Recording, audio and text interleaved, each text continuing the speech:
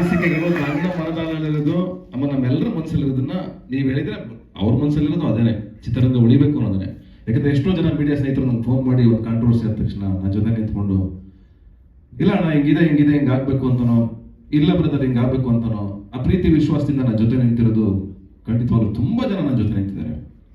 ಈ ಸಂದರ್ಭ ನನಗೆ ಎಲ್ರಿಗೂ ಪ್ರೀಶಿಯಸ್, ಬಟ್ ನನಗೆ ಇದು ಒಂಥರ ಎಮೋಷನಲ್ ಮೂಮೆಂಟ್ ನನಗೆ.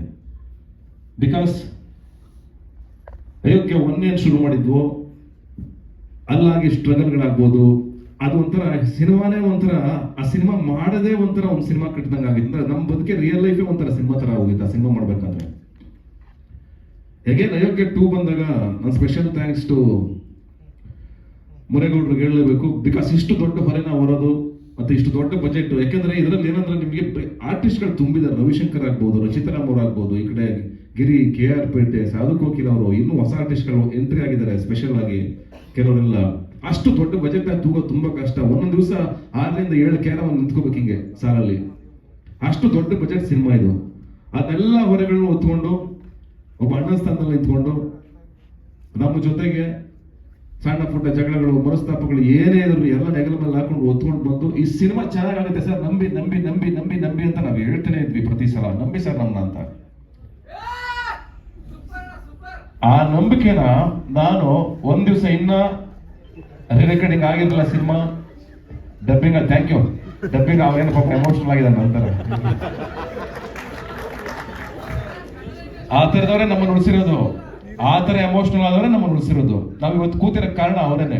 ಹಂಗಾಗಿ ಥ್ಯಾಂಕ್ ಯು ಸೊ ಮಚ್. ಅವ್ರಿಗೇನು ಬರುತ್ತೆ ಪಾಪ ನಾವಿದ್ರೆ ಅವ್ರಿಗೆ ಸಂತೋಷ ಅಷ್ಟೇ. Thank you, I love you all. ನಮ್ಮನ್ನು ನೋಡ್ತಾ ಖುಷಿ ಪಡ್ತಾ ಬಂದಿರೋರು, ಯಾವಾಗಲೂ ನಮ್ಮನ್ನು ಬೆಂತಡ್ತಾ ಬಂದಿರೋರು. Thank you so much. ಹಾಗೆ ನಾನು ಹೇಳ್ತಾ ಇದ್ದೆ, ಸಿನಿಮಾನ ನಾವು ಫೈನಲಿ ಒಂದು ದಿವಸ ತಗೊಂಡೋಗ್ಬಿಟ್ಟು ರಿರೆಕಾರ್ಡಿಂಗ್ ಆಗಿರಲ್ಲ, ಡಬ್ಬಿಂಗ್ ಆಗಿರಲ್ಲ, ಏನು ಕೇಳಿಸ್ತಾನೆ ಇರಲಿಲ್ಲ ಸಿನಿಮಾ, ಸರಿಯಾಗಿ ಅರೆ ಕೇಳಿಸ್ತಾ ಇತ್ತು. ಇಲ್ಲೇ ನಮ್ಮ ಪ್ರದೀಪ್ ಮತ್ತೆ ದೇವರಾಜು ಇಬ್ಬರು ಕೂತಿದ್ದಾರೆ, ಥ್ಯಾಂಕ್ ಯು ಸೋ ಮಚ್. ಮತ್ತೆ ಮುನೇಗೌಡರು, ಮತ್ತೆ ನಮ್ಮ ಅರ್ಚನಾ, ನಾನು, ಮಹೇಶ್, ಎಡಿಟ್ರು. ಟಿವಿನಲ್ಲಿ ಸುಮ್ಮನೆ ಸಿನಿಮಾ ಹಾಕ್ಬಿಟ್ಟು ಅವತ್ತು ನಮ್ಗೆ ಅಗ್ನಿ ಪರೀಕ್ಷೆ, ಯಾಕೆಂದ್ರೆ ಮಾತು ಕೊಟ್ಟಿದ್ವಿ ನಿಮ್ಮ ಸಿನಿಮಾ ಸಖತ್ತಾಗಿ ತೆಗಿತೀವಿ ಅಂತ, ₹1 ವೇಸ್ಟ್ ಆಗ್ತಂಗೆ ಸ್ಕ್ರೀನ್ ಮೇಲೆ ತೋರಿಸ್ತೀವಿ ಅಂತ ಮಾತು ಕೊಟ್ಟಿದ್ವಿ. ನನ್ನ ಒಳಗಡೆ ನರ್ವಸ್ ಇತ್ತು ಸೀರಿಯಸ್ಲಿ, ಏನಾಗಿದೆಯೋ ಹೆಂಗಾಗಿದೆಯೋ ಸಿನಿಮಾ, ಯಾಕಂದ್ರೆ ನಾ ಫಸ್ಟ್ ಕಟ್ ನೋಡ್ತಾ ಇದ್ದೀನಿ, ಒಳಗಡೆ ಒಂದು ಭಯ ಇತ್ತು ನನಗೆ. ಯಾಕಂದ್ರೆ ಎಲ್ಲದಕ್ಕೂ ಜವಾಬ್ದಾರಿ ನಿಂತಿದ್ದು ನಾನು ಮಹೇಶ್ ಇಬ್ರೆ, ಎಲ್ಲದಕ್ಕೂ ಉತ್ತರ ಕೊಡ್ಬೇಕಾಗಿದ್ದು ನಾನು ಅವನಿಬ್ರೆ. ಯಾಕಂದ್ರೆ ಇವ್ರು ನೋಡ್ತಿದ್ದು ಫಸ್ಟು ನನ್ನ ಮುಖ, ಆಮೇಲೆ ಅವನ ಮುಖ, ಎಲ್ಲದಕ್ಕೂ ನೀವು ಅಂತ ಬರ್ತಾ ಇತ್ತು ಅವ್ರು ಬೆರಳು. ಇರ್ಲಿ ತಪ್ಪೇನಿಲ್ಲ, ನೀವು ಮಾಡಿದ್ದೀರಾ ಅಂತ. ಬಟ್ ಒಂದು ಸಿನಿಮಾ ಬೇಕು, ಹೊರಲೇಬೇಕಲ್ಲ, ಏನ್ ಮಾಡ್ತೀರಾ? ಒಂದು ಒಳ್ಳೆ ಸಿನಿಮಾ ಬೇಕು, ಇಷ್ಟು ದೊಡ್ಡ ಬಜೆಟ್ ಸಿನಿಮಾ ಬೇಕು ಅಂತ ಹೊರಲೇಬೇಕಾಗುತ್ತೆ. ಆ ಜವಾಬ್ದಾರಿ ಹೊತ್ಕೊಂಡ್ವಿ, ಅವತ್ತು ತೋರಿಸಿದ್ವಿ ಸಿನಿಮಾನ. ಖಾಲಿ ಸಿನಿಮಾ, ಮ್ಯೂಸಿಕ್ ಇಲ್ಲ, ಮಾತಿಲ್ಲ, ಸರಿಯಾಗಿ ಅರೆ ಬರೆ ಮಾತುಗಳು. ಸುಮ್ಮನೆ ಕೂತಿದ್ದೆ ನಾನು ಅಷ್ಟು ಈಸಿಯಾಗಿ ನಗೋನಲ್ಲ. ನಾನು ನಗದ್ ಬೇಡ, ಫಸ್ಟ್ ಅವ್ರು ನಗ್ತಾರ ಇಲ್ವಾ ನೋಡೋಣ ಅಂತ ಕೂತಿದ್ದೆ. ಒಂದು 10-15 ನಿಮಿಷ ಆಯ್ತು, ಯಾರು ನಗ್ತಾ ಇರಲಿಲ್ಲ.